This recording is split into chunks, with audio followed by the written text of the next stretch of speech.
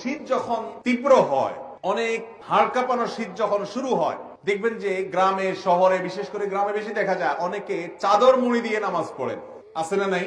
চাদর মুড়ি দিয়ে নামাজ পড়েন, অর্থাৎ এমন ভাবে চাদর পরেন যে নাকটা সহকারে ঢাকেন, যাতে করে নাক দিয়া ওই যে আপনার কুয়াশা টুয়াশা না ঢুকতে পারে, যাতে করে শীতে চেহারাটা কষ্ট না হয়। সেজন্য পুরো চেহারা ঢেকে শুধু চোখ দুটো খোলা রেখে অনেকে চাদর পরেন। আছে না এরকম? মাথা আপনি চাদরে লাগান, কোনো অসুবিধা নেই, কিন্তু আপনি মুখ ঢাকেন তাহলে সেটা মাকরু হবে। নবী করিম সাল্লাল্লাহু আলাইহি সাল্লাম মুখ ঢেকে সালাত আদায় করতে, নামাজ পড়তে নিষেধ করেছেন। অতএব শীতের সময় এই মাসআলাটা না জানার কারণে আমাদের অনেক ভাইরা আছেন যে এরকম পুরাটা মুড়ি দিয়ে নামাজ পড়ে। মহিলা হোক আর পুরুষ হোক, সকলের জন্য এক মাসআলা যে শীতের সময় হোক আর গরমের সময় হোক, মুখ ঢেকে নামাজ পড়বেন না, নামাজের সময় মুখ খোলা রাখতে হবে।